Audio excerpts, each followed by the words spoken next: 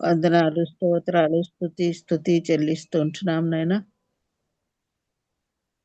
గొప్ప తండ్రి, మరొక నూతన దినాన్ని మా జీవితాల్లో ఇచ్చినందుకై వందనాలు.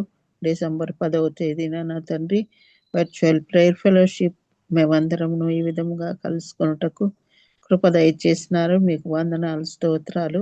ఇంతవరకు నిన్ను స్తుతించి ఘనపరిచి మహింపరిచాం నాయన. మా హృదయపూర్వకంగా నా తండ్రి నీ యొక్క ప్రమాణాన్ని, అపోస్తుల ప్రమాణాన్ని చేసుకున్నాం నా తండ్రి. స్తోత్రాలు. మేమందరము నిన్ను నమ్మి విశ్వసిస్తూ ఉంటున్నాం. వందనాలు నాయన నా ప్రభా. దయగల రాజా, మరి ఈ వాక్యం సమయానికి వచ్చి ఉంటున్నాం నాయన. తోట బాలస్వామి గారిని బట్టి నీకు వందనాలు, స్తోత్రాలు. బిడ్డను మీరు ఎన్నుకున్నారు, ఏర్పరచుకున్నారు, ఈ రోజుకి నిర్ణయించారు నా తండ్రి. నీకు స్తోత్రం, వందనాలు, స్తుతి. బిడ్డను వాక్యం చేత అభిషేకించండి అయ్యా. ఆయన్ను సిలువ చాటున మరుగుపరిచి మా ఒక్కొక్కరికి అవసరమైన వాక్యాన్ని నా తండ్రి మాతో మాట్లాడగలందులకై వేడుకొని ప్రార్థిస్తున్నాం కదా. నీ వాక్యాన్ని నా తండ్రి మా హృదయంలో గుచ్చుకొనుటకు నా ప్రభా, అంతేకాదు చక్కగా అర్థమై వాక్యానుసారంగా మేము జీవించే వారంగా మమ్మల్ని మేము సరిచేసుకుని సరిదిద్దుకుంటూ నాయన నీ స్వారూప్యములకి నా తండ్రి రూపాంతర అనుభవం పొందుకునే కృపను మా అందరికీ అనుగ్రహించి నడిపించమని వేడుకుంటున్నాం. ఎటువంటి ఆటంకము కలగకుండా నా తండ్రి మేమందరం నువ్వు వాక్యాన్ని శ్రద్ధగా వినుటకు, అనుసరించటకు, అనుభవించుటకు కృప దయచే సహాయం దయచేయమని వేడుకుంటున్నాం. జాయిన్ కావాల్సిన వారిని త్వరపెట్టమని వేడుకుంటున్నాం నాయన. జాయిన్ కాలేని వారిని క్షమించమని ప్రార్థిస్తున్నాం. అనారోగ్య పరిస్థితిలో ఉంటున్న వారిని ముట్టుమని వేడుకుంటున్నాం. సంపూర్ణ స్వస్థతను అనుగ్రహించి క్రీస్తు యేసు ద్వారా మేము స్వస్థత పొందితమని సాక్ష్యం ఇచ్చే సాక్షులుగా నిలవబెట్టమని వేడుకొని ప్రార్థిస్తున్నానయ్యా. ఈ ప్రార్థన నా ప్రభువును తన కుమారుడైన యేసు దివ్యమైన శక్తి గల బలము గల నామములో అడిగి వేడుకొని ప్రార్థిస్తున్నాను. ఆమేన్. ఆమేన్. హల్లెలూయా. Praise the Lord. Thank you so much అమ్మగారు. అందరికీ వందనాలండి. ఝాన్సీ అక్క ప్లీజ్. గుడ్ మార్నింగ్ అండి అందరికి. ఈరోజు మన మధ్యలో వాక్యం అందించడానికి పాస్టర్ తోట బాలస్వామి గారు దేవుని యొక్క ఆత్మ చేత ప్రేరేపింపబడి సిద్ధంగా ఉన్నారండి. వారిని పరిచయం చేయటం గౌరవంగా భావిస్తూ వారి గురించిన పరిచయ వాక్కులండి. పాస్టర్ తోట బాలస్వామి గారు బోర్నగర్ మినిస్ట్రీస్ వ్యవస్థాపక సంఘ కాపరి మరియు వృత్తిరీత్యా ఉన్నత పాఠశాల ఉపాధ్యాయులు. వారు ఎంఏ, ఎంటీహెచ్ మరియు బిఈడి విద్యలను శ్రద్ధాశక్తులతో అభ్యసించారు. పాస్టర్ బాలస్వామి గారి ప్రియ సతీమణి సిస్టర్ వెన్న రాణి గారు స్టాఫ్ నర్సుగా సేవలందిస్తున్నారు. వారి పెద్ద కుమారుడు మెతుషల బీబీఏ మరియు వారి చిన్న కుమారుడు పాల్నెస్సి బాబు బీటెక్ విద్యలను అభ్యసించారు. పాస్టర్ బాలస్వామి గారు మనసులకు ఆదరణ కలిగించే గాయకులు, ఆరోగ్యకరమైన విమర్శ, ఆసక్తిగా వినటం మరియు సత్య సిద్ధాంతాలను గ్రహించాలనే మక్కువ వారి హాబీలు. పచ్చి పులుసు మరియు ఆమ్లెట్ వారికి ఇష్టమైన వంటకాలు. పాస్టర్ బాలస్వామి గారు మరియు వారి ప్రియ కుటుంబం ఏలూరు జిల్లాలోని బొద్దనపల్లిలో నివాసం ఉంటున్నారు. గత 2 సార్లు మన మధ్యలో వాక్యం పంచుకున్నారండి. వారిని ప్రేమతో ఆహ్వానిస్తున్నాను. వెల్కమ్ అండి. ప్రైజ్ ది లార్డ్ అండి. అందరికీ వందనాలు. Praise the lord.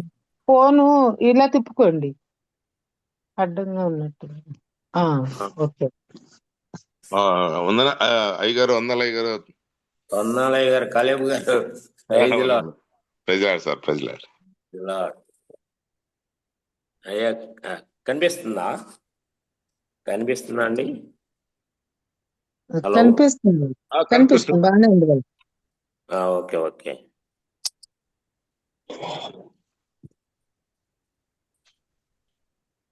జస్ట్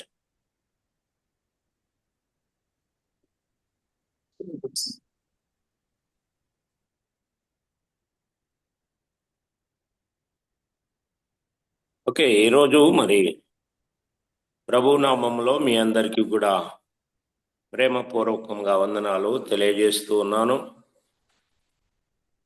ఈ ఉదయకాల సమయంలో చదవబడినటువంటి లేఖన భాగంలో చివరి వచనం చూడండి. చదివినటువంటి వాక్యంలో చివరి వచనం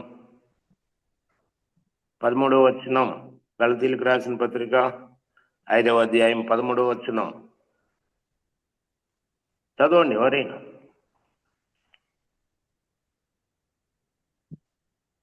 హలో హలో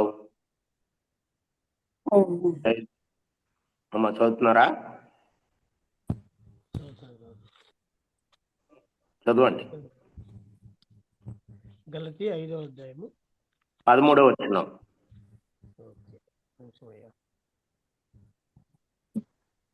సహోదరులారా, మీరు స్వతంత్రులుగా ఉండుటకు పిలువబడితిరి. అయితే ఒక మాట, ఆ స్వాతంత్రమును శరీర క్రియలకు హేతు చేసుకొనక ప్రేమ కలిగిన వారై ఒకనికొకడు దాసులై ఉండుడి. అది చాలు. ప్రభునందు ప్రియులారా, ఇక్కడ ఈ దినము చదవబడినటువంటి లేఖన భాగంలో అపోస్తులుడైనటువంటి పౌలు గారు మనం దేవుని చేత ఎందుకు పిలువబడ్డామో స్పష్టంగా తెలియజేశారు. అయితే ఒక మాట అంటున్నాడు ఆయన, స్వతంత్రముగా ఉండటానికి పిలువబడ్డాం, కానీ ఆ స్వాతంత్ర్యము శారీరక క్రియలకు హేతువు చేసుకొనక. చూడండి ఎంత స్పష్టంగా చెబుతున్నాడు. ప్రేమ కలిగిన వారై ఒకనికి ఒకడు దాసులై ఉండుడి అంటున్నాడు. క్రైస్తవ్యము అసలు మనకు నేర్పేటువంటిదే ఇది. మనం నేర్చుకోవాల్సింది ఇది. ఈరోజు నేర్చుకోవటానికి ఎవరు ఇష్టపడటల్లా, తమ్మును తాము తగ్గించుకోవడానికి ఎవరూ ఇష్టపడటల్లా నేటి దినాల్లో. కానీ దేవుడు మనలందరినీ కూడా ప్రేమించినటువంటి వాడై ఆకాశమునకును భూమినికి కర్త అయి ఉన్నటువంటి యేసుక్రీస్తు ప్రభు వారే తనను తాను తగ్గించుకొని ఈ భూలోకంలోనికి వచ్చాడు ఆయన. ఇక్కడ మనం ఆయన పేరు చెప్పుకుంటూ మారు మనసు పొందామని, బాప్తిస్వం పొందామని, రక్షింపబడ్డామని చెప్పుకుంటూ మనలను మనం తగ్గించుకునేటువంటి స్వభావము లేకుండా మన జీవితాలను కొనసాగిస్తూ ఉన్నాం. ఇది దేవుడు ఎట్టి పరిస్థితిలో అంగీకరించేటువంటి విధానము కాదు. గుర్తుంచుకుందాం. ఎందుకంటే స్వాతంత్ర్యం ఇవ్వబడింది. పౌలు గారు స్పష్టంగా చెబుతున్నాడు, అన్నిటి యందును నాకు స్వాతంత్ర్యము కలదు, కానీ అన్నీ చేయదగినవి కావు అంటున్నాడు. కాబట్టి మనలను మనం తగ్గించుకోవటం, క్రిస్మస్ పండుగ జరుపుకునేటువంటి దినాలు ఇవి. యేసుక్రీస్తు ప్రభువారు తనను తాను తగ్గించుకుని భూలోకంలోనికి వచ్చాడు అని మనం ప్రకటించేటువంటి వారముగా ఉంటున్నాం. కానీ మనలో మనం ఎంతవరకు తగ్గించుకుంటున్నామనేది ఎవరికి వాళ్ళే తమ అంతరంగంలో ప్రశ్నించుకోవలసినటువంటి వారమై ఉన్నాం. కనుక గమనించుదాం. ఈ దినము అపోస్తలుడైనటువంటి పౌలు రోమీలకు రాసినటువంటి పత్రిక 3వ అధ్యాయం. పౌలు గారు రోమీలకు రాసినటువంటి పత్రిక 3వ అధ్యాయము 29వ వచనాన్ని చదువుదాం. చదవండి. పౌలు గారు రోమీలకు రాసిన పత్రిక 3వ అధ్యాయము 29వ వచనం.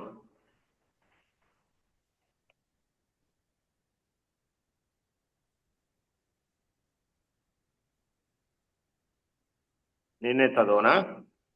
చదువుతారు ఎవరైనా?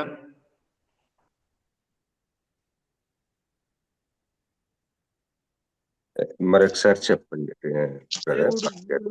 అపోస్తలుడైన పౌలు గారు రోమీలకు రాసిన పత్రిక 3వ అధ్యాయము 29వ వచనం. దేవుడు యూదులకు మాత్రమే అన్ని జనులకు దేవుడు కాడా? అవును, అన్ను దేవుడే. దేవుడు ఆయన చూడండి, దేవుడు యూదులకు మాత్రమే దేవుడా, అన్యజనులకు దేవుడు కాడా? అవును, అన్యజనులకును దేవుడే. చూడండి, ఎంత శ్రేష్టమైనటువంటి ప్రశ్నను ఇక్కడ ఉటంకిస్తా ఉన్నాడు పౌలు గారు. దేవుడు యూదులకు మాత్రమే దేవుడా, అన్యజనులకు దేవుడు గాడా అని ప్రశ్నిస్తూ మళ్ళీ సమాధానం కూడా పౌలు గారే చెప్తా ఉన్నాడు. అవును, అన్యజనులకు కూడా ఆయన దేవుడే. మరి దేవుడు అందరికీ కూడా ప్రభు అయి ఉన్నప్పుడు అందరికీ కూడా తనను గురించినటువంటి వర్తమానము తెలియజేసుకోవాలి. అది ఆయన బాధ్యత, తెలియజెప్తున్నాడు అంతే. ఎవరును మనలో నశించడం దేవునికి ఇష్టం లేక ఆయా జాతుల ప్రజలకు, ఆయా దేశాలలో ఉన్నారు, వాళ్ళ మతాల్లో ఉన్నారు, నువ్వే మతంలో ఉన్నప్పటికీ కూడా నీకంటూ నీవు ప్రామాణికముగా మరి అంగీకరించేటువంటి గ్రంథాలు ఏమైతే ఉన్నాయో ఆ గ్రంథాలలో దేవుడు తనను గురించి తాను పూర్తిగా మనందరికీ కూడా అర్థమయ్యేటువంటి రీతిలో తెలియజేసి ఉన్నాడు. అందరూ బైబిల్ చదవాలా అంటే చదవరు. చదువుతారా? అందరూ బైబిల్ చదవరు. బైబిల్ చదివినటువంటి వాళ్ళు, బైబిల్ పాటించినటువంటి వాళ్ళే పరలోకానికి వెళ్తే మరి అన్యజనుల సంగతి ఏంటి? వాళ్ళకు కూడా తెలియాలి కదా. ఈ క్రిస్మస్ దినాలను మనం ఇప్పుడు మరి జరుపుకుంటా ఉన్నాం. రాబోతున్న క్రిస్మస్ పండుగ రాబోతుంది మరి 25వ తారీఖు అని. దీని గురించి ఎంతో వివాదాస్పదమైనటువంటి చర్చలు జరుగుతున్నాయి. 25 మరి క్రీస్తు పుట్టాడా, బైబిల్లో ఉందా, ఛాలెంజ్. మరి ఎంతైనా బెట్ కాస్తామని రకరకాలుగా మరి సోషల్ మీడియాలో వైరల్ అవుతున్నటువంటి విషయాలను మనం చూస్తూ ఉన్నాం. గ్రంథ పరిశీలన చేయనటువంటి వారు, చరిత్ర తెలియనటువంటి వారికి ఇలాంటి ప్రశ్నలు వస్తూ ఉంటాయి. అయితే ఎవరు ఏ రీతిగా ప్రశ్న వేసినప్పటికీ కూడా సాత్వికముతో మనము సమాధానము చెప్పవలసినటువంటి వారమై ఉన్నాం. ఇది మనం నేర్చుకోవాల్సిన పాఠం కదా. ప్రశ్నలు వస్తాయి, సందేహాలు వస్తాయి, అయినను కూడా మనం ప్రతి విషయంలో కూడా సాత్వికముతో సమాధానము చెప్పాలి. ఎందుకంటే మనలను హేతు అడుగుతూ ఉంటాం. మిమ్మల్ని హేతు అడుగువానికి నువ్వు సాత్వికముతో సమాధానము చెప్పేటువంటి స్థితిలో మనం అందరం ఉండాలి. అదే ప్రభువు నుండి మనం నేర్చుకోవాల్సినటువంటి వారమై ఉన్నాం. దేవుడు యూదులకు మాత్రమే దేవుడా? యూదులలో నుండే రక్షణ కలిగింది తప్ప యూదులకు మాత్రమే దేవుడు అనడం తప్పు. ఆయన అన్యజనులకు దేవుడు గాడా అంటే దేవుడే.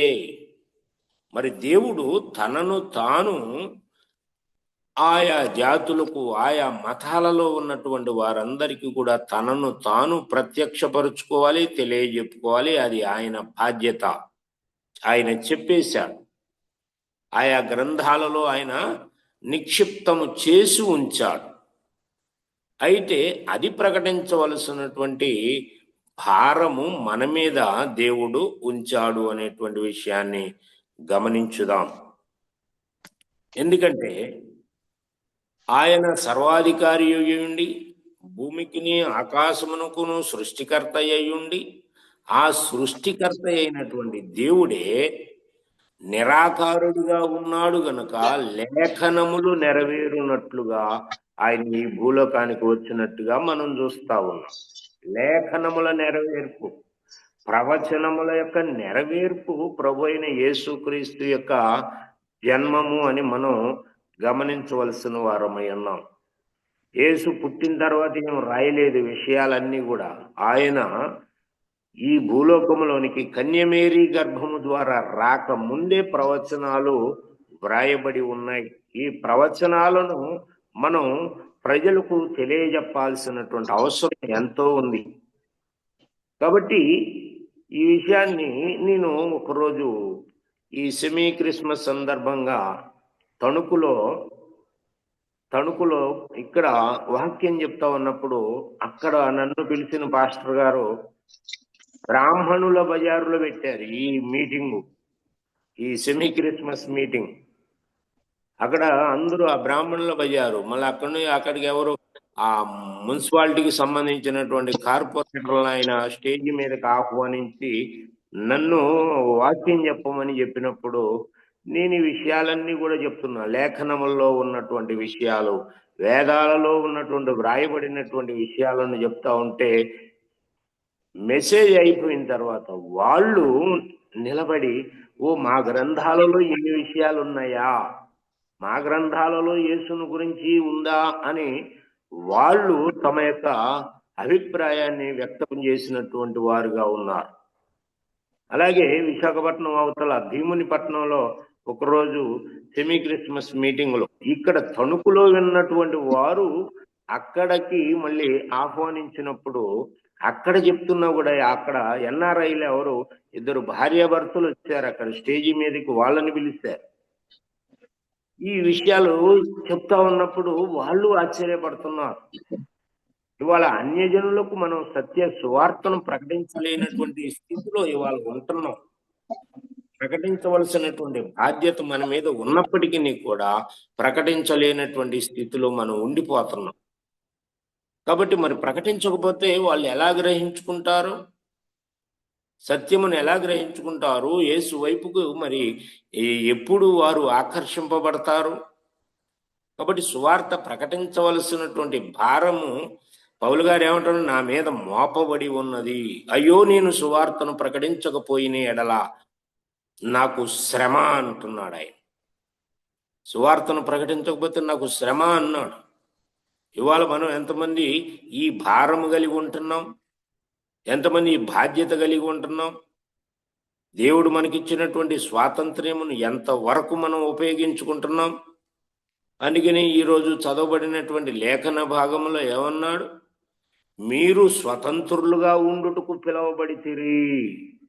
అయితే ఒక మాట, ఆ స్వాతంత్ర్యమును శారీరక క్రియలకు హేతువు చేసుకొనక ప్రేమ కలిగిన వారై ఒకనికి ఒకడు దాసులై ఉండుడి.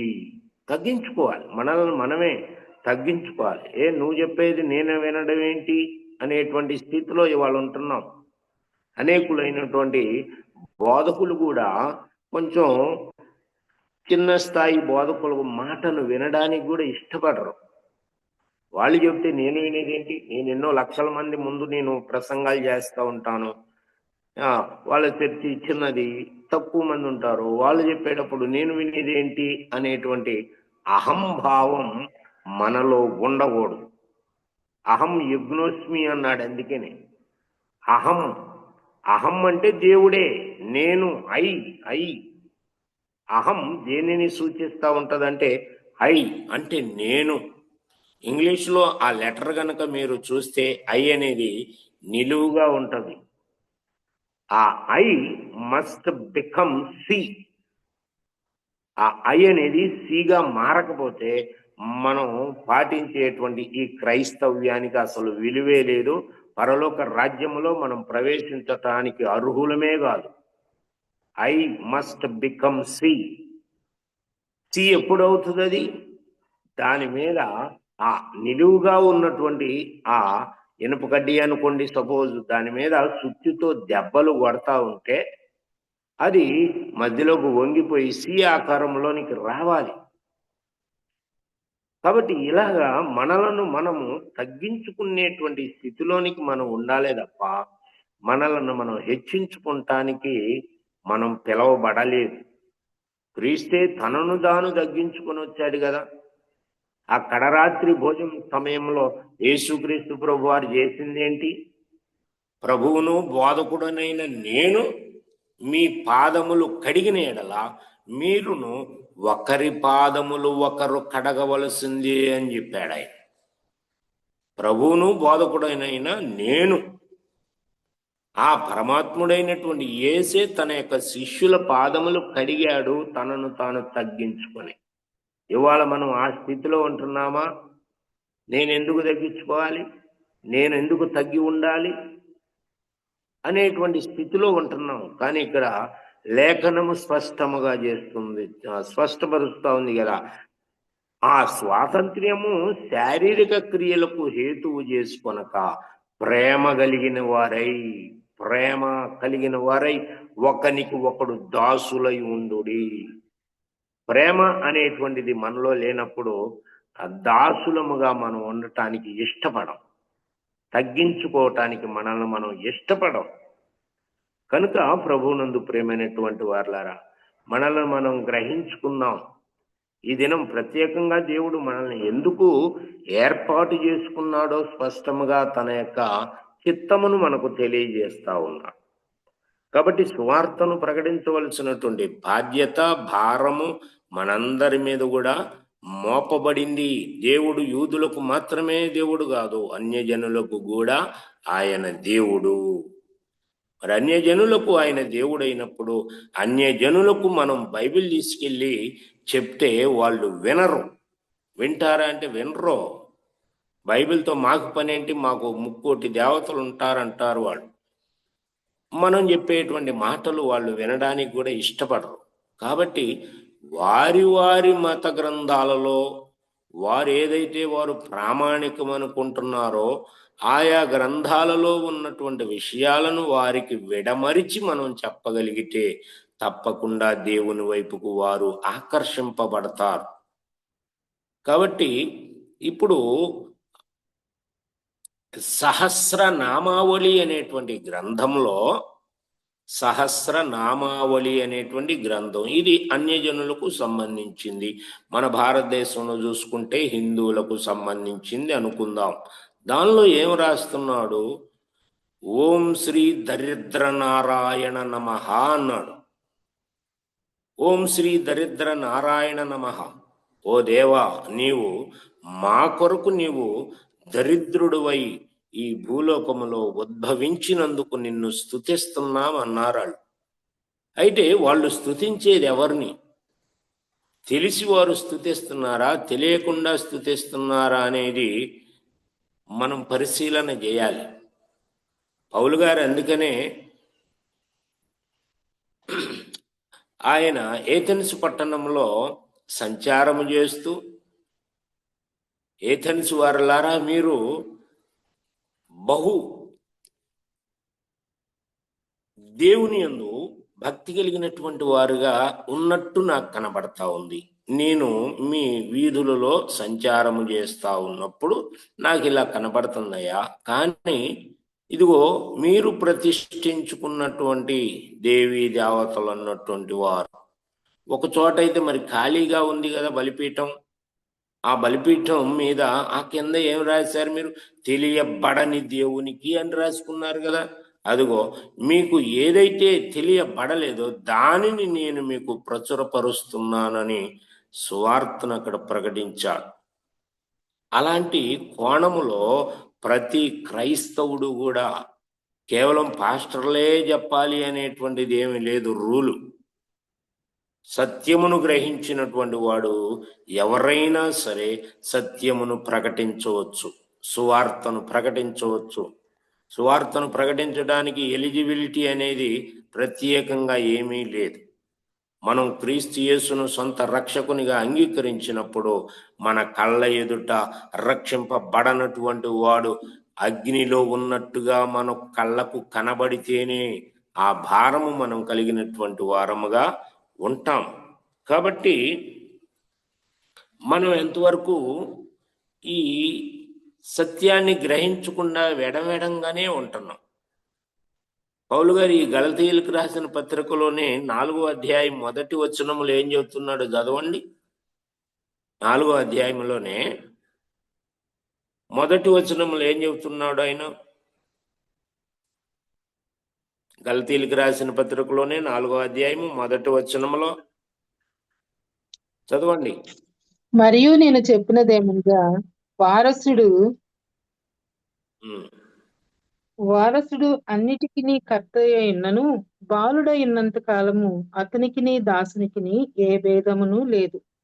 అది వారసుడు అన్నిటికీ కర్తయ్యున్నను. ఆ వారసుడు బాలుడై ఉన్నంత కాలము అతనికిని దాసునికిని ఏ భేదమును లేదు అంటున్నాడు. మనము దేవుని యొక్క రాజ్యానికి వారసులముగా పిలువబడ్డాం. ఎంతవరకు మనం ఇంకా బాల్య స్థితిలోనే ఉంటే ఆ వారసత్వపు హక్కు మనకి ఇంకెక్కడి నుంచి వస్తుంది? ఎప్పుడు వస్తుంది? అసలు రక్షింపబడినటువంటి వారు ఇంకా ఎన్నడూ కూడా ఇంకా బాల్య దశలోనే ఉంటే ఏ రకంగా మనం దేవుని వైపుకి ఇంకా సంపూర్ణతలోనికి వెళ్ళగలుగుతాం? ఇప్పుడు మా పాఠశాలలో ప్రవేశించినటువంటి వాడికి మొదటిగా అక్షరాలు నేర్పుతాం. వాడు ఎన్ని సంవత్సరాలైనా ఆ అక్షరాల్లోనే ఉంటున్నాడు అనుకోండి, వాడికి ఇంకా చదువు ఎప్పుడు వచ్చింది? ఎప్పుడు వాడు ప్రయోజకుడు అవుతాడు? ఎప్పుడు పెద్దోడు అవుతాడు? ఎప్పుడు ఉద్యోగాలు వస్తాయి? వాడికి రావు కదా. కాబట్టి దినదినము కూడా దేవుని యొక్క వాక్యము అనేటువంటి పాల చేత మనము పోషింపబడినటువంటి వారమైతేనే ఈ బాల్య దశ నుండి మనం విముక్తి పొందుతాం. అప్పుడు వారసత్వపు హక్కు అనేటువంటిది మనకు దేవుడు అనుగ్రహించేటువంటి వాడుగా ఉన్నాడు. కనుక దేవుడు యూదులకు మాత్రమే దేవుడు కాదు, కానీ అన్యజనులకు కూడా ఆయన దేవుడు అని తనను తాను నిరూపించుకుంటూ ఉన్నాడు. మన భారతదేశంలో మరి వేదాలు 4 చెప్పబడ్డాయి. వాళ్ళకి అది ప్రామాణికముగా భావించుకుంటా ఉంటారు, చతుర్వేదాలు. మరి చతుర్వేదాలలో చెప్పబడినటువంటి విషయాలను దానిలో కొన్నైనా మనం కొటేషన్లుగా మనం చెప్పగలిగితే కొంతమంది అయినా దేవుని వైపుకి ఆకర్షింపబడటానికి అవకాశం ఉంటుంది. నేను అందుకని ఇంతకుముందు కూడా మీకు చెప్పాను, పర్సనల్ ఇవాంజలిజం అనేది చాలా ప్రాముఖ్యమైనటువంటి విషయం. పర్సనల్ ఇవాంజలిజం ఇవాళ గ్రూప్గా చెప్తా ఉంటే ఎవరు వినడానికి ఇష్టపడతలేదు, గుంపులో గోవింద అన్నట్టుగానే ప్రవర్తిస్తూ ఉన్నారు. కానీ ఒక వ్యక్తి మీద మనము గురి పెట్టుకుని ఆ వ్యక్తికి మనం సువార్తను ప్రకటించితే తప్పకుండా దేవుడు యొక్క ఏర్పాట్లో అతడు ఉంటే తప్పకుండా ఆకర్షింపబడతాడు. కాబట్టి ఈ వేదాలలో వేదములన్నిటి యొక్క సారము యేసు అని మనం నిరూపించగలగాలి. ఈ చతుర్వేదములలో ఉన్నటువంటి సారమంతా కూడా మనం పిండితే యేసు అనేటువంటి రిజల్ట్ మనకు వచ్చేటట్టుగా మనం వాళ్ళకు తెలియజెప్పాలి. అందుకే అద్దంకి రంజిత్ బోఫెర్ గారు రాశారు ఒక పాట. దాంట్లో ఒక చరణం ఆయన ఏమంటున్నారంటే, దేహము దాల్చిన ప్రణవము నీవే, కృపయును సత్యము కలిసెను నీలో. దేహము దాల్చిన ప్రణవము నీవే, కృపయును సత్యము కలిసెను నీలో. వేదములన్నిటి సారము నీవే, మతములు వెదకిన సత్యము నీవే. వేదములన్నిటి సారము నీవే, మతములు వెదకిన సత్యము నీవే. మతములు వెదకిన సత్యము నీవే. నీవే విశ్వసనీయుడవయ్యా, నీకే స్తోత్రము. నీవే విశ్వసనీయుడవయ్యా, నీకే స్తోత్రము. నీకే స్తోత్రము, నీకే స్తోత్రము. ఇహ పరములలో నిందు వెదకిన నీదు సమానులు లేరు ప్రభో. నీవు మాత్రము పవిత్రుడవయ్యా, నీకే స్తోత్రము. నీకే స్తోత్రము, నీకే స్తోత్రము. హల్లెలూయా, ప్రైజ్ ది లార్డ్. కాబట్టి మనం పాటలు పాడినప్పటికీ కూడా కేవలం నోటితో పాడుతున్నాం అనేటువంటి దృష్టి కాకుండా హృదయాంతరంగములలో నుండి మనం పాడగలిగితే మన హృదయాన్ని దేవుడు ఆనందముతో నింపుతాడు. ఎక్కలేనంత బలం మనకు వస్తుంది. కాబట్టి అక్కడ వేదములలో రాయబడినటువంటి సత్యము, సామవేదం, తాండియ మహాబ్రాహ్మణంలో వ్రాయబడినటువంటి సత్యము ఏంటి అనేది వాళ్ళకు మనం తెలియపరచగలిగితే ఈ క్రిస్మస్ సందర్భంలో సర్వ పాప పరిహారో రక్త ప్రోక్షణం అవశ్యం తద్రక్తం పరమాత్మేన పుణ్యదాన బలియాగమని రాశారు కదా. సమస్తమైన పాపములు పరిహరించబడాలంటే రక్తము చిందించబడాలి. మరి ఆ రక్తము ఎడ్ల రక్తము కాదు, గొర్రెపోతల రక్తము కాదయ్యా. తద్రక్తం పరమాత్మేన, పరమాత్ముడైనటువంటి వాడే స్వయముగా రక్తమును చిందించితేనే నరులకు పాప విమోచన కలుగుతుంది అని మరి సత్యం మీ వేదములలోనే రాయబడింది కదయ్యా అని మనం తెలియజేస్తూ, మరి ఈ పరమాత్ముడు ఎట్లా ఉంటాడు, ఎక్కడి నుంచి వస్తాడు అనేటువంటి ఆ సందేహము ఒకవేళ తనకు వస్తే వెంటనే దానికి కంటిన్యూషన్గా ఇవ్వబడినటువంటి మరొక శ్లోకాన్ని కూడా మనం వాళ్ళకి చెప్పాలి. లివ్యా గోప్తారామాత్మానాం దదిన కురి అంటే అవ్యాయీనా పర్యాతాసీన్, అవతరించబోయేటువంటి వాడు కన్యక గర్భమందు పశువుల శాలలో జన్మించును అని ఆ సత్యాన్ని మనం వాళ్ళకు ప్రకటించినట్టయితే రక్తము చిందించాలి. పరమాత్ముడైనటువంటి దేవునికి రక్తం ఉండదు. ఆయన ఓంకార స్వరూపము కలిగిన వాడు, నిరాకారుడైన, గాడ్ ఈజ్ ఇన్విజిబుల్ కదా, నిరాకారుడైనటువంటి దేవుడు రక్తమును ఎట్లా చిందిస్తాడు అంటే అందుకనే మనలాగా ఆయన రక్త మాంసములు కలిగినటువంటి వాడుగా ఈ భూలోకములోనికి తండ్రి అయినటువంటి దేవుడు పంపగా వచ్చాడు అనేటువంటి విషయాన్ని మనం వారికి స్పష్టముగా వివరించి చెప్పగలిగితే సత్యమును వారు గ్రహించుకుంటారు. ఇంతకు ముందు కూడా మీకు చెప్పాను, ఇది క్రిస్మస్ సీజను, స్టార్లు కడుతున్నారు ఇళ్ల మీద, కట్టుకోవద్దని నేను చెప్పటం లేదు. ప్రభుత్వం వారు కూడా ఇప్పుడు ఒక నిఘా పెట్టారు అనుకుంటున్నారు. మరి ఒక మాట గుర్తుంచుకోండి, ప్రభుత్వం వారు నిఘా పెట్టిందంటే ఏ ఇంటి మీద అయితే స్టార్లు ఉంటున్నాయో ఆ ఇంటిలో ఉన్నటువంటి వారు అసలు మందిరానికి వెళ్తున్నారా లేదా, వాళ్ళు ఎస్సీలా అనేది ఎస్టీలా చూడండి. ఎస్సీలు ఎస్టీలు అయితే వాళ్ళు బీసీసీలుగా వాళ్ళు మార్చుకోకుండా వాళ్ళు 2 రకాలైనటువంటి ప్రయోజనాలు పొందుతున్నారు అని ప్రభుత్వం వారు నిబంధనలు చాప కింద నీరులా వెళ్తూ ఉన్నాయి. ఈ సత్యాన్ని కూడా మనం గమనించుకొని వెళ్తూ ఉండాలి. అలాగని స్టార్లు ఎవడే మరి ప్రభువును అంగీకరించినప్పుడు స్టార్ పెట్టుకోండి, పెద్ద స్టార్ పెట్టండి, కింద బారు మాత్రం పెట్టొద్దు. పండగ కదా అని పైన స్టారు కింద బార్లు చేయొద్దు. ఎందుకంటే మనకు స్వాతంత్ర్యం ఉంది. ఈ స్వాతంత్ర్యాన్ని ఇక్కడ పౌలు గారు ఏమన్నాడు, ఆ స్వాతంత్ర్యమును శారీరక క్రియలకు హేతువు చేసుకోవద్దు అంటున్నాడు. ఇవాళ శారీరక క్రియలకు దేవుడు మనకిచ్చినటువంటి స్వాతంత్ర్యాన్ని ఎంతమంది హేతువు చేసుకొని జీవిస్తూ ఉన్నారో మనం గమనించుకుంటా ఉండాలి.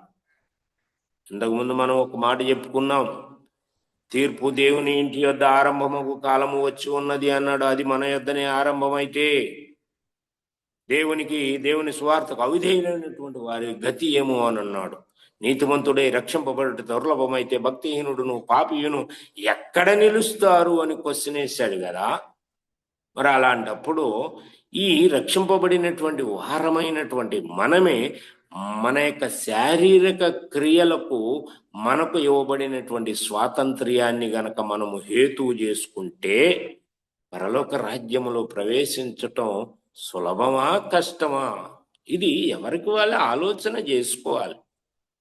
ఎవరో ఏదో చెబుతున్నారు కదా అని అనుకోవటం కాదు, కానీ మనమే సెల్ఫ్ ఎగ్జామిన్ చేసుకోవాల్సినటువంటి వారమై ఉన్నాం.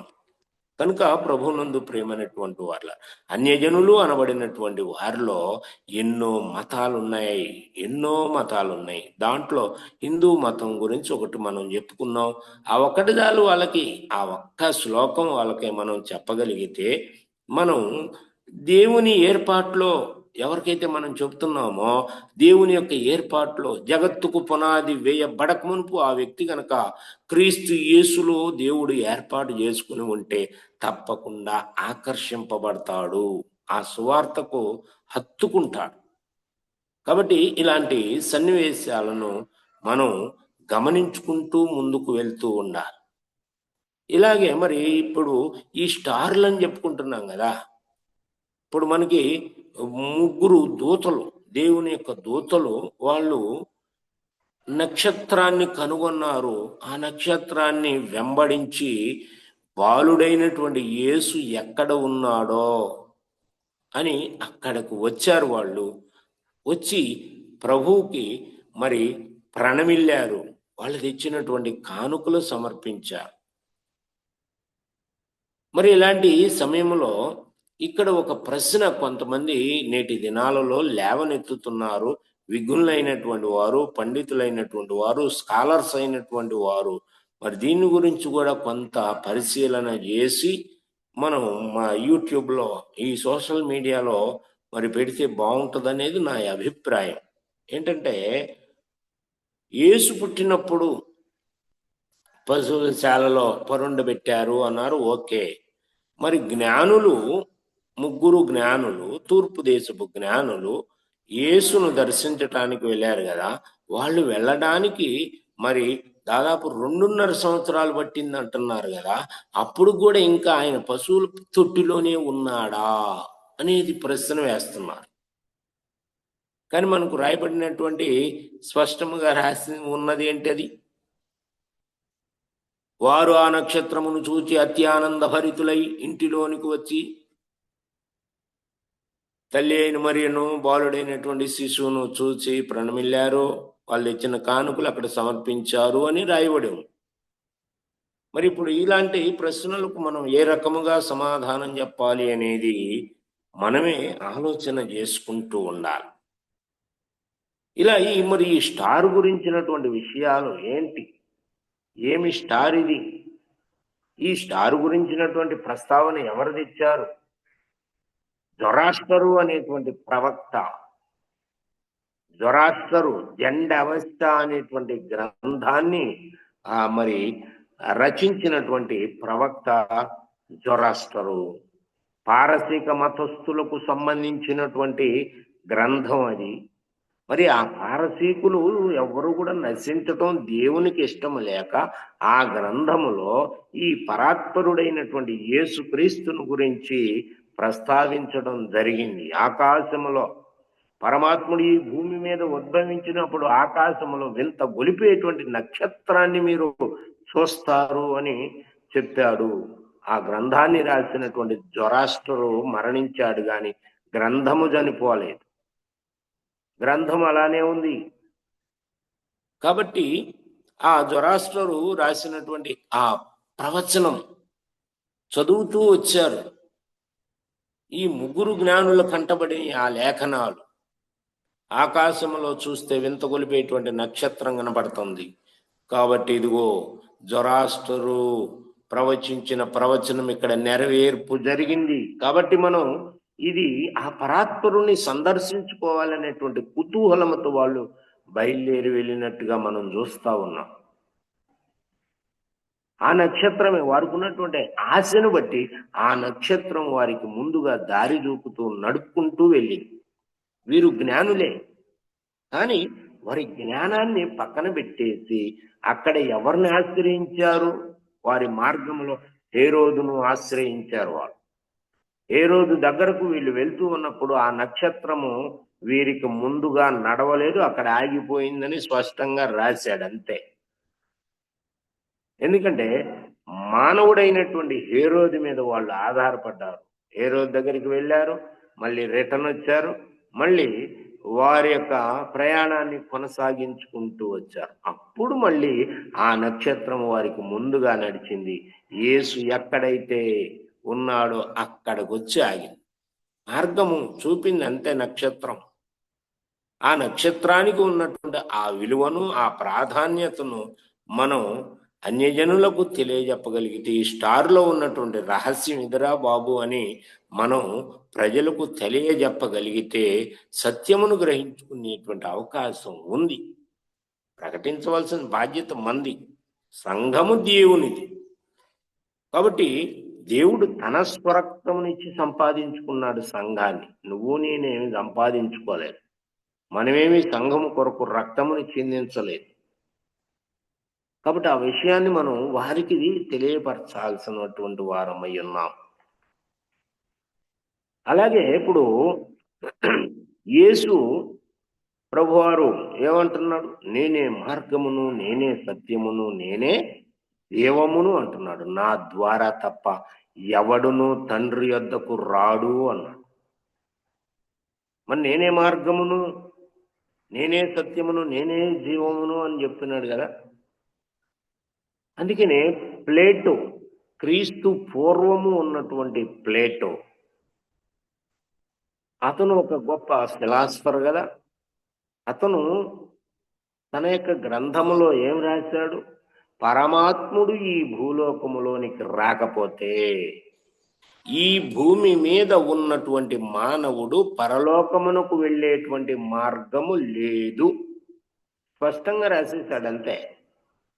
పరమాత్ముడు ఈ భూలోకములోనికి రాకపోతే ఈ భూమి మీద ఉన్నటువంటి మానవుడు పరలోకమునకు వెళ్ళేటువంటి మార్గము లేదు. మరి ఆ పరమాత్ముడు వచ్చాడు అని మేము ఎలా అతన్ని గుర్తించాలి, ఎలా రికగ్నైజ్ చేయాలి మేము అనేటువంటి సందేహము వస్తుంది అని ఆయనే ముందుగానే రాసి ఉంచేశాడు. నేనే మార్గమును అని ఎవరైతే చెప్తాడో ఆయనే ఆ పరమాత్ముడు అని మరి తాను రాసినట్టుగా మనం చూస్తూ ఉంటాం అతని రచనల్లో. కనుక ప్రభువునందు ప్రేమైనటువంటి వాళ్ళ ఇదంతా ఏదో కల్పితాలు అనుకుంటానికి వీల్లేదు. కల్పిత గాథలు కాదు ఇవి సత్యము. సర్వసత్యములోనికి ప్రభువు మనల్ని నడిపించడానికి సిద్ధముగా ఉన్నాడు. అయితే మనము నడవడానికి సిద్ధముగా ఉన్నామా లేదా అని కూడా మనము పరిశీలన చేసుకోవాలి. నేనే మార్గమును అంటున్నాడు, నేనే సత్యమును అను, నేనే జీవమును అను.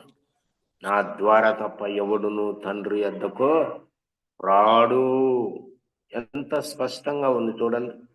క్రైస్తవత్వములో ఉన్నటువంటి స్పష్టత ఇంకా మనకు ఏ మత గ్రంథాలలో కూడా ఉండదు. మరి గౌతమ బుద్ధుని గురించి కూడా మనం ఈ సందర్భంలో ఈ క్రిస్మస్ సీజన్లో సువార్తలో ప్రకటించవలసినటువంటి అంశం అన్నమాట గౌతమ బుద్ధుడు. ఎందుకంటే ఇక్కడ మనం చదువుకున్న లేఖనం ఏంటి? దేవుడు యూదులకు మాత్రమే దేవుడా, అన్యజనులకు దేవుడు గాడా? అవును, అన్యజనులకు కూడా దేవుడే అనేటువంటి ఈ వాక్యాన్ని మనము ప్రస్తావించి, ఇదిగో అన్యజనులకు కూడా దేవుడే. ఎలా దేవుడో మీ గ్రంథాలలోనే మీ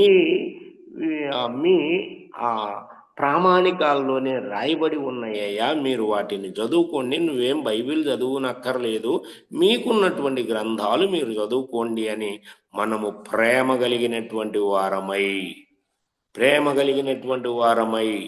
ఒక్కనికి ఒక్కలము దాసులముగా ఉంటూ మనల్ని మనం తగ్గించుకుని సువార్తను ప్రకటించవలసినటువంటి వారమై ఉన్నాం. గౌతమ బుద్ధుడు తాను నిర్యాణం అందబోతున్నటువంటి ఆ బెడ్ రిడెన్ గా ఉన్నటువంటి సమయంలో మరి బుద్ధుడు చెప్తున్నటువంటి చివరి సందేశం ఏంటి? చివరి సందేశం, లాస్ట్ మెసేజ్. మనకు బైబిల్ గ్రంథంలో యోధా పత్రిక చివరి సందేశం దేవుడు మనకు చెప్పాలి అనుకున్నది. అలాగే బౌద్ధ మత గ్రంథమైనటువంటి దిగానికలో బుద్ధుడు చివరి ఉపదేశాన్ని వాళ్ళు స్పష్టంగా రాసుకుని ఉంది. దాంట్లో బైబిల్ చదవనక్కర్లేదు, వాళ్ళ గ్రంథాలలో ఏమైతే రాయబడి ఉందో ఆ విషయాన్ని చెప్పారు. బుద్ధుని యొక్క మరి శిష్యుల కోరిక మేరకు బుద్ధుడు ఏం ప్రకటించాడో మీకు ఇంత ముందు కూడా ఒకసారి చెప్పాను. ఇది ఈ క్రిస్మస్ సీజన్లో మన వాళ్ళందరూ కూడా మరి సెమీ క్రిస్మస్లకు వెళ్తూ ఉంటారు కాబట్టి సువార్తను ప్రకటించేటువంటి క్రమములో ఇవి విషయాలను కోట్ చేసుకుంటూ మనం మాట్లాడితే ఎంతోమంది దేవుని వైపుకు ఆకర్షింపబడేటువంటి అవకాశం ఉంది. కాబట్టి గౌతమ బుద్ధుడు క్రీస్తు పూర్వము 500 సంవత్సరాలలో ఉన్నటువంటి వాడు. చరిత్ర చెప్తుంది, ఇది నువ్వు నేను చెప్పేటువంటిది కాదు, చరిత్ర చెప్తా ఉంది. బుద్ధుని శిష్యులు ఏమంటున్నారు? అయ్యా మీరు నిర్యాణం అందబోతున్నారు అంటే మరణించటానికి సిద్ధంగా ఉన్నారు, మాకు చివరిగా ఒక మెసేజ్ ఇవ్వండి అయ్యా అని బుద్ధుని శిష్యులు బుద్ధుని మరి రిక్వెస్ట్ చేసినప్పుడు బుద్ధుడు ఏమంటున్నాడు? నాయనలారా, నా జీవిత కాలమంతా కూడా సత్యాన్వేషణకే సరిపోయింది, కానీ నేను సత్యమును కనుగొనలేదు. అయితే నేను మరణించిన 500 సంవత్సరాల తర్వాత ఈ భూమధ్యపురంలో ఒక మహాబుద్ధుడు ఉదయిస్తాడు. అతన్ని ఆ దేశములో ఉన్న ప్రజలందరూ కూడా మెతయా అని పిలుస్తారు. అతడు మీకు సత్యమును గురించి ఉపదేశిస్తాడు. నేను ఏ సత్యమునైతే కనుగొనలేకపోయానో అదిగో ఆ సత్యము అతడు మీకు ఉపదేశిస్తాడు, మీరు అతని యందు విశ్వాసముంచండి అని కన్ను మూసినట్టుగా బౌద్ధమత గ్రంథమైనటువంటి దిగానికలో వ్రాయబడి ఉన్నది అని మనం వాళ్ళకు చెప్పగలిగితే బౌద్ధమతస్థులలో కొందరినైనా మనము దేవుని వైపుగా ఆకర్షింప చేయగలుగుతాం. కాబట్టి ప్రభునందు ప్రియులారా, మనలను మనం పరిశీలించుకుంటూ ఉందాం. ఎందుకంటే యేసుక్రీస్తు ప్రభువారు ఈ భూలోకంలోనికి ఎందుకు వచ్చాడు అనేటువంటి విషయాన్ని మనం సువార్త ద్వారా తెలుపుతున్నాం. పాపులను రక్షించడానికి ఈ భూలోకంలోనికి వచ్చాడు. ఓకే, మంచిదే. కానీ క్రీస్తు కూడా ఏం చెప్తున్నాడు మళ్ళీ స్వయంగా? నేను శాంతి సమాధానమును కలగజేయటానికి వచ్చాను అని తలంచవద్దు, నేను అగ్ని వేయడానికే వచ్చాను అన్నాడు ఆయన. అగ్ని వేయడానికి వచ్చాడు. ఏం అగ్ని ఇది? యేసుక్రీస్తు ప్రభువారు ఈ భూలోకంలోనికి వచ్చింది ఎందుకు అనుకున్నారు? చిచ్చు పెట్టడానికి వచ్చాడు. ఇప్పుడు అగ్ని వేయడానికి వచ్చాడు ఆయన. సత్యమునకు అసత్యమునకు తేడా తెలియజెప్పడానికి వచ్చాడు ఆయన. సత్య స్వరూప ఆయన అగ్ని లాంటి వాడు. పరిశుద్ధాత్మ అనేటువంటి అగ్నితో మనలను నింపడానికి ఆయన వచ్చాడు. పాపము నుండి మనలను విడుదల చేయటానికి ఆయన వచ్చాడు. ఈ సత్యాన్ని మనం అందరము గ్రహించుకోవాల్సినటువంటి బిడ్డలమై ఉన్నాం. కాబట్టి ఈ ఉదయకాల సమయంలో ఈ చదవబడినటువంటి ఈ లేఖనంలో దేవుడు యూదులకు మాత్రమే దేవుడు కాదు కానీ అన్యజనులకు కూడా దేవుడు అని, అన్యజనులకు మనం సువార్తను ప్రకటించగలిగితే కొందరినైనా మనము దేవుని వైపుకు ఆకర్షింపజేసేటువంటి బిడ్డలమవుతాం. సందేహపడు వారి మీద కనికరము చూపండి అంటున్నాడు. చివరి సందేశం, దేవుడు మనకు అందించినటువంటి చివరి సందేశం యోధాపత్రికలో, సందేహపడేటువంటి వారి మీద కనికరము చూపండి. మిమ్మల్ని హేతువడుగు ప్రతి వాడికి కూడా మీరు సాత్వికముతో సమాధానము చెప్పండి.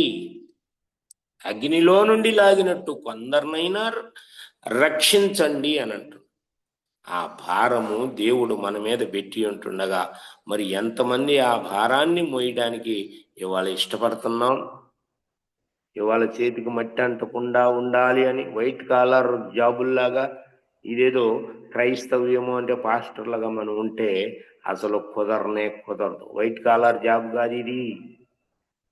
యేసుక్రీస్తు ప్రభువారు వచ్చింది ఈ భూలోకంలో మనందరి కొరకు. ఆయన తనను తానే తగ్గించుకొని వచ్చినందుకు ఆ సంగతిని మనల్ని మనం తగ్గించుకొని మనం ఇతరులకు ఆ సువార్తను ప్రకటింప చేయగలిగితే దేవుని వైపుకు ఆకర్షింప చేయగలిగినటువంటి బిడ్డలం అవుతాం. అలాగే ఇప్పుడు గలతీలకు రాసిన పత్రికలో ఏమంటున్నాడు? ఈ 4వ అధ్యాయంలోనే 10వ వచనంలో ఏం చెబుతున్నాడు చూడండి. గలతీలకు రాసిన పత్రిక 4వ అధ్యాయము 10వ వచనంలో ఏమన్నాడు? చదువుతున్నారా?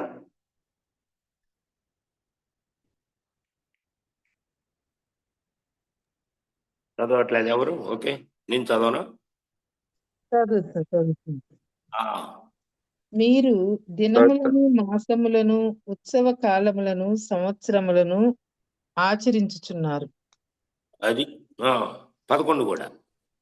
మీ విషయమై నేను పడిన కష్టము వ్యర్థమైపోవునేమో అని మిమ్మును గూర్చి భయపడుచున్నాను. చూడండి పౌలు గారి యొక్క వేదన ఎట్లా ఉందో. మీరు దినములను, మాసములను, ఉత్సవ కాలములను, సంవత్సరములను ఆచరించుచున్నారు. మనం ఏటేళ్ల కాలం యేసు పుట్టాడు అని ఒకవేళ మనం ఎప్పుడు చెప్పుకుంటా వస్తే యేసు ఎందుకు పుట్టాడు, యేసు రాబోతున్నాడని ఇంకెప్పుడు చెబుతాం మనం? ఎంతవరకు యేసు పుట్టాడు అని చెప్తున్నామే తప్ప యేసు రాబోతున్నాడు మనం జనాల్ని ఎట్లా అలర్ట్ చేయగలుగుతాం? ఎప్పుడు అలర్ట్ చేయగలుగుతాం? ఇంకాను యేసుక్రీస్తు ప్రభువారు సంవత్సరానికి ఒకసారి పుట్టాడు కదా, ఆ విషయాన్ని మనం జ్ఞాపకం చేసుకోవటం తప్పు కాదు. కానీ ఇలాగా ఆయన పుట్టాడు. ఎందుకు పుట్టాడు అంటే మనల్ని కూడా రక్షించడానికి ఆయన పుట్టాడు. అయితే మరి ఇప్పుడు ఎవరు రక్షించబడతారు అనేటువంటిది కదా ఇప్పుడు ప్రధానమైనటువంటి అంశం. ఎవరు రక్షించబడతారు? ఎవరు రక్షించబడతారు? ఆ విషయాన్ని మనం గమనించుకోవాలిగా. రోమీలకు రాసిన పత్రికలు ఏమి రాశారు చూడండి, 4వ అధ్యాయం. రోమీలకు రాసిన పత్రిక 4వ అధ్యాయం 7-8 వచనాలు ఏమన్నాడు?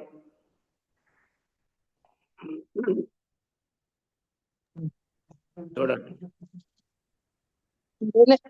ఎలాగనగా తన అతిక్రమములకు పరిహారము నొందినవాడు, తన పాపమునకు ప్రాయచిత్తము నొందినవాడు ధన్యుడు.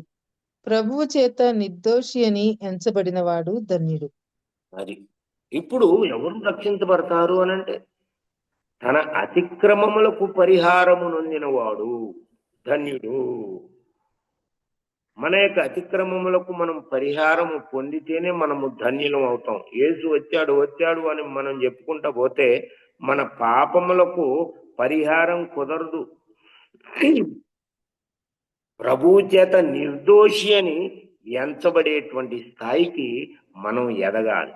ఆ రీతిగా మనం జీవించాలి.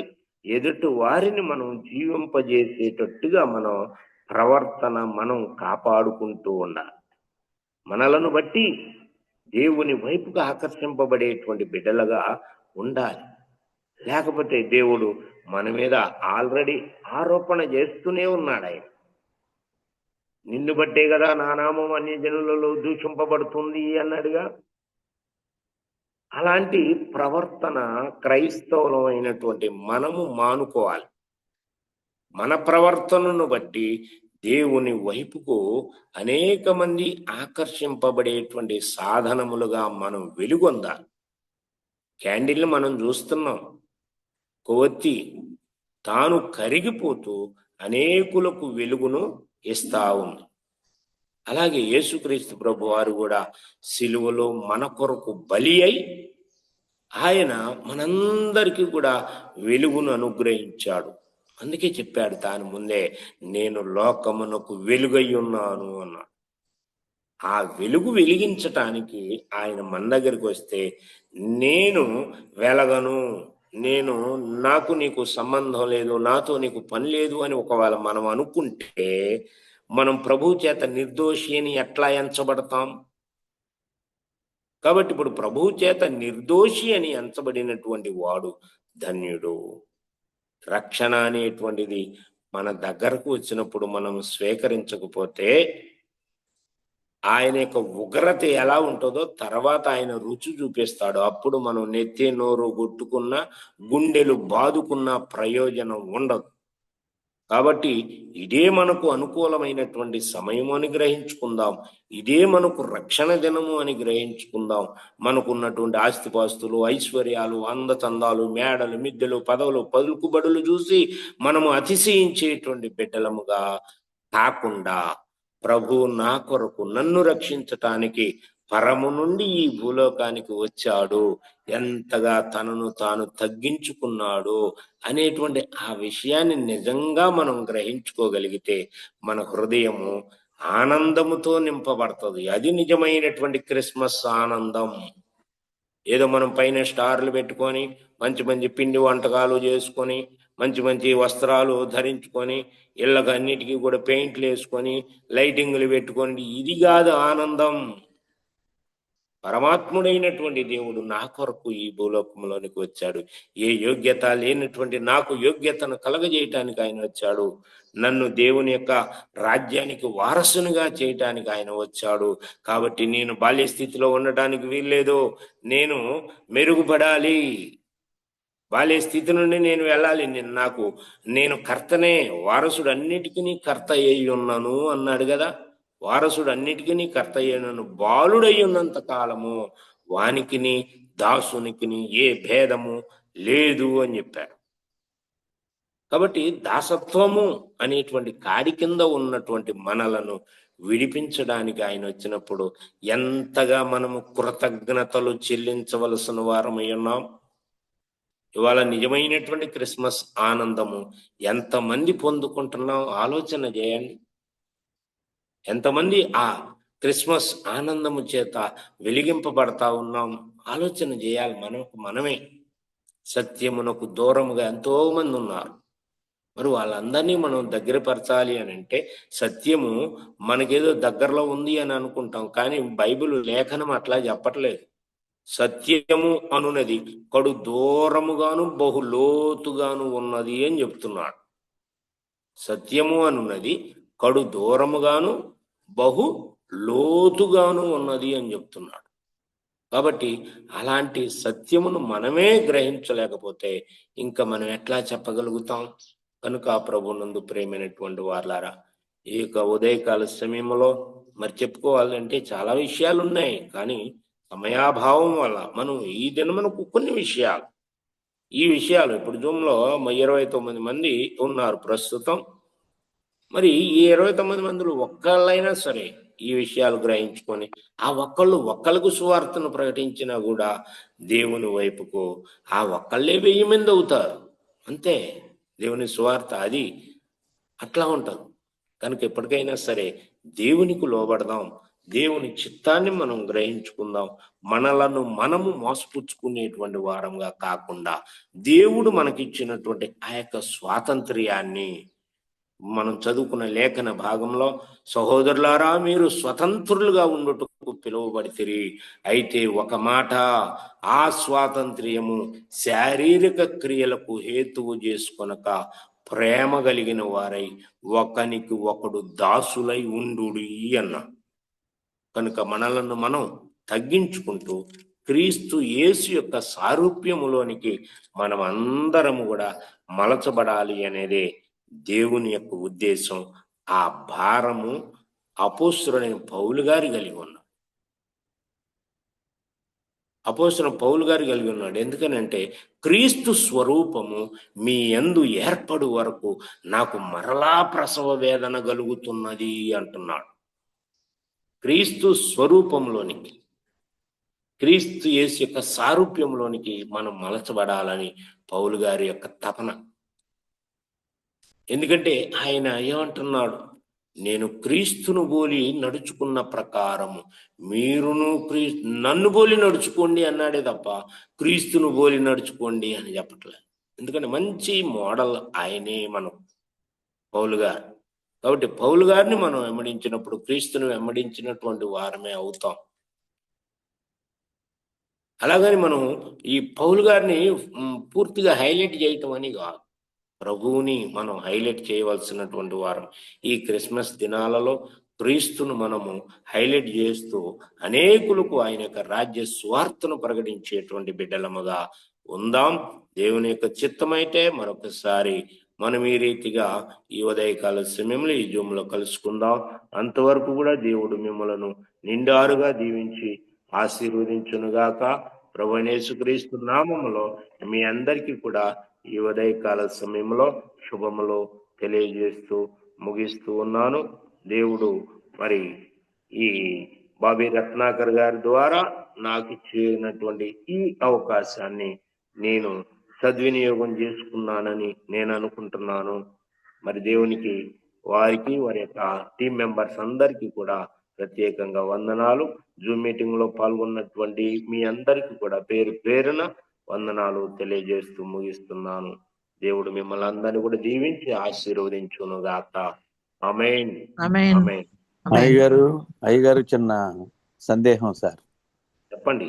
ఇప్పుడు తమరు కోట్ చేసినటువంటి విషయాలన్నీ కూడా ఆ, అవి ఈ సోర్స్ ఆఫ్ ఇన్స్పిరేషన్ ఏంటి అనేది ఒకసారి మనం చూసుకోవాలి సార్. తర్వాత ఆర్ఆర్కే మూర్తి గారు ఈ ఎక్కడా కూడా యేసు ప్రభుని గురించి వేరే గ్రంథాలు ఎక్కడ రాయబడలేదు అని ఆయన చాలాసార్లు చెప్పారు. ఇప్పుడు వాటి ఆ. వల్ల ఎవరైనా మేలు పొందారా అన్నది కూడా ఒక అంశంగా మనం చూసుకోవాలి సార్. సో ఈ ఈ ఇతర మత గ్రంథాల ద్వారా రక్షించబడినటువంటి వారు చాలా తక్కువ. ఆయన ఆర్ఆర్కే గారు చెప్పేది ఏంటంటే ఒక మనిషిని మార్చగలిగిన శక్తి ఒక్క దేవుని వాక్యానికి తప్ప మరి దేనికి లేదు అనేది ఆయన అనుభవపూర్వకంగా చెప్పిన విషయం సార్. అంచేత ఇవి కోట్ చేయడంలో మనకి ఎంతవరకు దేవుని కార్యం జరుగుతుంది అనేది మనం అంటే వినడానికి బాగానే ఉంటాయి సార్. ఇవి అది అందరూ విజ్ఞులు పెద్దలు వాక్యం తెలిసిన వాళ్ళు మన గ్రూప్ లో ఓన్లీ మన బిలీవర్సే ఉన్నారు కాబట్టి ఈ అంశాన్ని ఎత్తాను సార్. ఒకసారి అందరూ పరిశీలించుకుని ఒకసారి మరొకసారి దీనికి సంబంధించిన విషయాల్ని ఇక్కడ ఏంటంటే యేసు ప్రవచన పురుషుడు అని మనం చెప్పటానికి ఇది అంతే. ప్రవచనం యేసు పుట్టుక గురించి యేసుక్రీస్తు యొక్క చరిత్ర 2000 సంవత్సరాలే అని అంటున్నారు చూసారా. అదిగో అట్లాంటి విషయాలను మనం క్లారిఫై చేయటానికి ప్రవచన పురుషుడు యేసు, చరిత్ర పురుషుడు కాదు అని చెప్పటానికి మనకు బలమైనటువంటి ఆధారాలుగా ఇవి ఉంటాయి. అందుకని వాళ్ళ ప్రవచనాలకు ఇన్స్పిరేషన్ ఇట్స్ నాట్ గాడ్ కదా సార్. వాళ్ళ ప్రవచనాలు వేదాలు కానీ ఉపనిషత్తులు కానీ ఖురాన్ కానీ దేనికి కూడా బైబుల్ తప్ప ఇన్స్పైర్డ్ వర్డ్ ఆఫ్ గాడ్ అనేది ప్రపంచంలో లేదు అనేది మన విశ్వాసం. సో ఇతర గ్రంథాలు కూడా బ్రదర్ రమణ గారు నేను ఒక పాయింట్ షేర్ చేస్తాను.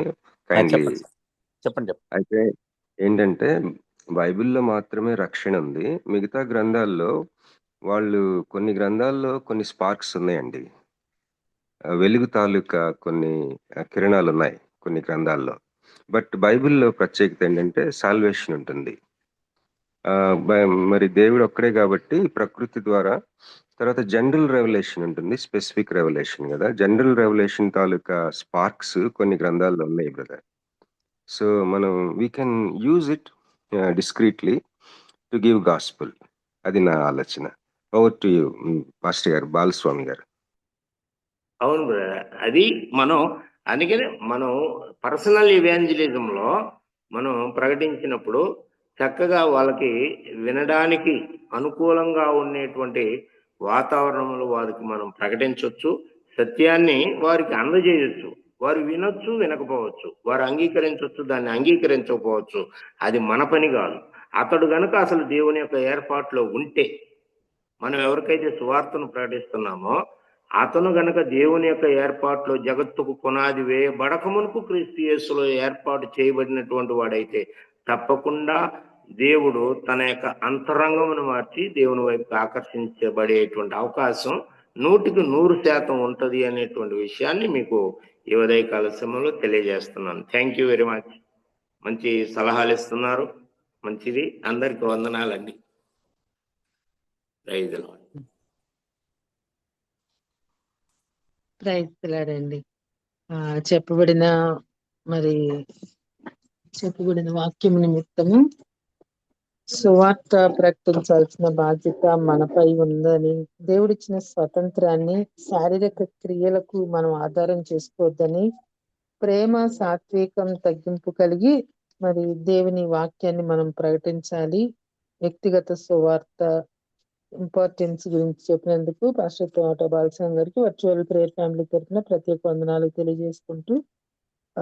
తెలియజేసుకుంటున్నాను.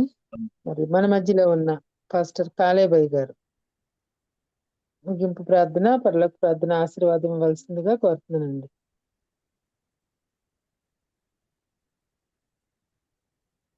పాస్టర్ కాలేబయ్య గారు. కాలేబాయ్ గారు సిద్ధంగా లేనట్లయితే పాస్టర్ విజయ్ కుమార్ గారు.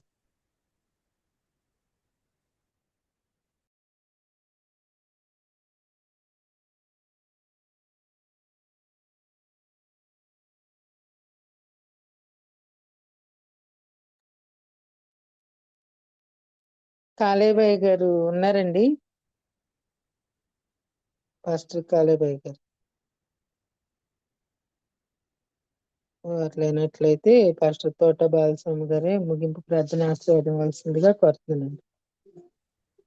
ప్రేమ స్వరూపుడు అయిన మా ప్రియ పరలోకపు తండ్రి, నీ ఘనమైన నామమును బట్టి నీకు వందనాలు స్తోత్రాలు చెల్లిస్తున్నావు నాయన. నీ అనంతమైన ప్రేమను నీ కృపను మా మీద కుమ్మరించి గతించిన కాలమంతా కూడా నీ రెక్కల చాటున మమ్మలను భద్రపరిచి అయా నాయన మరి ముఖ్యంగా రాత్రంతా కూడా మాకు సుఖమైన నిద్రను అనుగ్రహించి మా యొక్క ఆయుష్లో మరి యొక్క నూతనమైనటువంటి దినాన్ని ఈ రీతిగా పొడిగించి ఈ ఉదయకాల సమయంలో నీ మాటల చేత మేమునైనా తృప్తిపరచబడడానికి నువ్వు మాకు ఇచ్చిన ఈ శ్రేష్టమైనటువంటి అవకాశమును బట్టి నీకు వందనాలు స్తోత్రాలు చెల్లిస్తున్నావు నాయనా.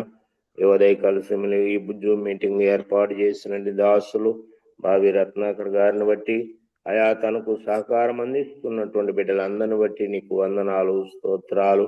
ఉదయకాల సమయంలో నీ మాటలు వినేటువంటి భాగ్యాన్ని ఈ రీతిగా మాకు నాయనను ఏర్పాటు చేస్తున్నందుకు నీకు వందనాలు స్తోత్రాలు. ఈ దినం ఎందరైతే బిడ్డలు ఈ జూమ్ మీటింగ్ లో పాల్గొన్నారో అటు బిడ్డలందరినీ కూడా పేరు పేరున నువ్వు జ్ఞాపకం చేసుకునండి. ప్రతి ఒక్కరిని కూడా నువ్వు దర్శించండి అయ్యా. మమ్ములను మేము తగ్గించుకుంటూ నిన్ను ఘనపరిచేటువంటి భాగ్యాన్ని నువ్వు మా అందరికీ కూడా అనుగ్రహించమని కూడా ప్రార్థిస్తున్నాం. ఈ దినము ప్రభా నేను ప్రత్యేకంగా మమ్మల్ని దీవించండి, ఆశీర్వదించండి. ఈ పగటి కాలం అంతా కూడా మా పని పాటల్లో రాకపోకల్లో మా యొక్క డ్యూటీల్లో నీవే తోడై ఉండి సహాయం అనుగ్రహించి మహిమ పొందుకోమని కూడా ప్రార్థిస్తున్నాం. అనారోగ్యంతో ఉన్నటువంటి నీ దాసులను నైనా ఇదిగో సంఘ బిడ్డలందరినీ నేను నీ కృపా బాహుల్యములకు అప్పగిస్తున్నాం. నీ గాయపడినటువంటి హస్తంతోనే బిడ్డలను ముట్టి సంపూర్ణమైనటువంటి స్వస్థతను నువ్వు అనుగ్రహించండి. ఇంకా వివిధ సమస్యలతో సతమతమవుతున్నటువంటి బిడ్డలందరినీ కూడా పేరు పేరును నువ్వు జ్ఞాపకం చేసుకుని ప్రతి ఒక్కరికి కూడా నేను తగిన విడుదలను నువ్వు అనుగ్రహించి మహిమ పొందుకునమని ఈ ఉదయకాలపు దీవెనలతో మమ్మల్ని అందరూ కూడా దీవించి ఆశీర్వదించమని మమ్మల్ని అందరినీ కూడా నీ కృపా బాహుల్యములకు అప్పగించుకుంటూ మా ప్రభువును రక్షకుడును అయిన యేసు క్రీస్తు నామములో ప్రార్థించి స్తుతించి నీకే అప్పగించుచున్నాము తండ్రి. ఆమేన్. మా తండ్రి నీ నామము పరిశుద్ధపరచబడును గాక, నీ రాజ్యం వచ్చును వచ్చును గాక, నీ చిత్తం పరలోకమంతెలాగో భూమి యందు నెరవేరును గాక. అనుదిన ఆహారం నేడు మాకు దయచేయండి. మా ఎడల అపరాధము చేయవారిని క్షమించినట్టు మా అపరాధములను క్షమించండి. శోధన లేక తప్పించండి. ఎందుకనగా రాజ్యం శక్తి మహిమ నిరంతరం తండ్రి. ఆమేన్. మన తండ్రి అయిన దేవుని ప్రేమ, కుమారుడు యేసుక్రీస్తు వారి కృప, పరిశుద్ధాత్మిక నిత్య సహవాసము, సన్నిధి, కాపుదల ఈ జూమ్ మీటింగ్ లో పాల్గొన్నటువంటి బిడ్డలకును అనారోగ్యంతో ఉన్నటువంటి బిడ్డలకును సదా తోడై నడిపించును గాక. ఆమేన్. అందరికీ వందనాలండి. మరి వాక్యం చెప్పి ప్రార్థన చేసిన పాస్టర్ తోట బాలస్వామి గారికి వర్చువల్ ప్రేయర్ ఫ్యామిలీ తరఫున ప్రత్యేక వందనాలు తెలియజేసుకుంటూ జాయిన్ అని మీ అందరికీ వందనాలండి. థ్యాంక్ యూ సో మచ్ అండి. ముగించుకున్నామండి. హ్యావ్ ఎ నైస్ డే అండి అందరికీ.